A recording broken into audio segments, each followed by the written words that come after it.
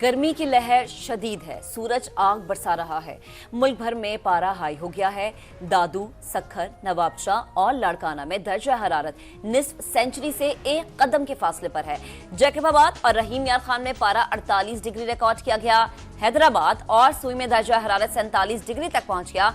फैसलाबाद 45, मुल्तान, बहावलपुर और सिब्बी में 46 degree, DI Khan और डेरा भुगटी में दर्जा हरारत 43 रिकॉर्ड हुआ। लाहौर और पेशावर में भी कयामत खेज गर्मी है, पारा 42 डिग्री को छूने लगा।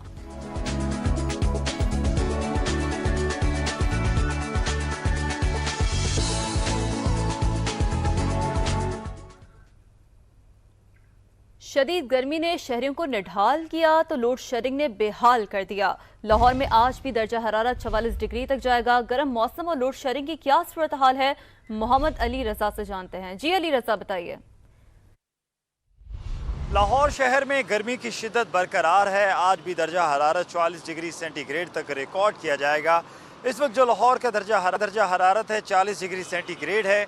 हवा में नमी का तनासुब 45%, जबकि हवाएं 4 से 5 किलोमीटर फी घंटा की रफ्तार से चल रही हैं। लाहौर के मुख्तलिफ इलाकों में गैर एलानिया लोड शेडिंग का सिलसिला भी जारी है। लोड शेडिंग की वजह से शहरियों को शदीद परेशानी का सामना करना पड़ रहा है। महकमा मौसमियात के मुताबिक अगले 24 घंटों में बारिश का कोई इम्कान नहीं है। अलबत्ता अगले 48 घंटों में गर्मी की शिद्दत में मज़ीद इजाफा होगा। तिबी माहिरीन की जानिब से शहरियों को इस बात की तलकीन की जा रही है कि दोपहर के औकात में घरों से बाहर ना निकलें, सरों को ढांप कर निकलें, ठंडे मशरूबात का इस्तेमाल यकीनी बनाएं ताकि गर्मी की शिद्दत से बचा जा सके।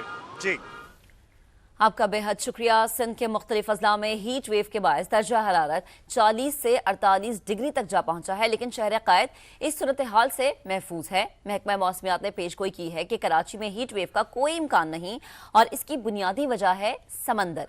समंदरी हवाएं किस तरह शहर के मौसम पर असर अंदाज होती हैं, कराची से फरवा अली की तैयार करदा रिपोर्ट आपको दिखाएंगे। सिंध के बेशतर इजला में हीट वेव के असरात हैं, लेकिन इन हवाओं की वजह से कराची गर्मी की शदीद लहर से बचा हुआ है। समंदर की ये हवाएं हमें किस तरह महफूज रख रही हैं, जानते हैं।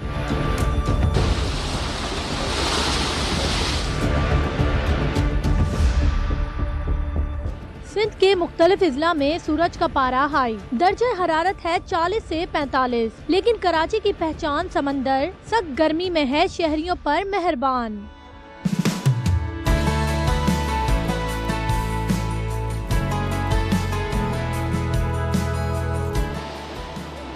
समंदरी हवाएं दर्जा हरारत को बढ़ने से रोक रही हैं। चीफ मेट्रोलॉजिस्ट सरदार सरफराज कहते हैं कि समंदर किनारे आबाद होने से शहर को हीट वेव का सामना नहीं। कोस्टल सिटी होता है जैसे कराची है और बलूचिस्तान के दूसरे शहर हैं, उर्मारा, पसनी, गवादर वगैरह, तो इन सबको एक एडवांटेज ये होता है कि समंदर की तरफ से इस सीज़न में हवा जो चलती है तो वो टेम्परेचर को माइल्ड रखती है।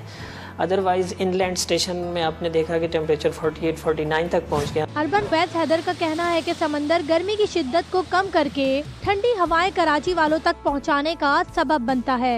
जितने भी कोस्टल बेल्ट के एरियाज होते हैं वहाँ का टेम्परेचर जो है वो मॉडरेट रहता है। हमारे पास जो है अरेबियन सी है जो कि अपने अंदर जो है वो हीट काफ़ी ज़्यादा एब्जॉर्ब करता है और समंदर की नेचर है कि वो सॉइल और रॉक के मुकाबले में ज़्यादा अपने अंदर हीट को एब्जॉर्ब करता है, जिसका कूलिंग इफेक्ट जो है वो कोस्टल एरियाज में देखा जाता है। माहिरीन का कहना है कि समंदर में डिप्रेशन और कम दबाव शहरियों को राहत पहुंचाती हवाएं समंदर के दरमियान मुंतकिल कर देते हैं। अगर ऐसी सूरत हाल हुई तो फिर हीट वेव का सामना करना पड़ सकता है। कैमरामैन फरहान यूसुफ के साथ फरवा अली, समा, कराची।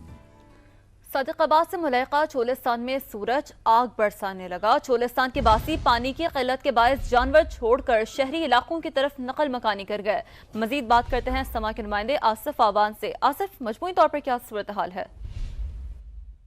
जी बिल्कुल, मैं मौजूद हूँ सादिकाबाद के नवाही चोलिस्तानी इलाके में। यहाँ पर पारा जो है वो 50 डिग्री को अबूर कर चुका है और पानी के जो टोबे हैं वो खुश्क हो चुके हैं। चोलिस्तानी जो आबादकार हैं वो शहरी आबादी की तरफ मूव कर रहे हैं अपने जानवरों को लेकर। हमारे साथ एक चोलिस्तानी मौजूद है, मजीद इनसे जानते हैं इस हवाले से इनका क्या कहना है। अब इस साल जितनी गर्मी चोलिस्तान में हुई है कि हमारा वहाँ रहना बहुत मुश्किल हो चुका था। हमारे कई जानवर मर गए, कई जानवर अभी तक हमें नहीं मिल रहे। हमने छोड़ के मजबूरी से जो आबादी का रुख किया जहाँ पानी के वसाइल मिल सकें। रोई में इस वक्त हमारे इलाके में जो हमारा एरिया जो लगता है उसमें 40-50 टोबे हैं। अभी सब के सब सूख चुके हैं, किसी में पानी नहीं है।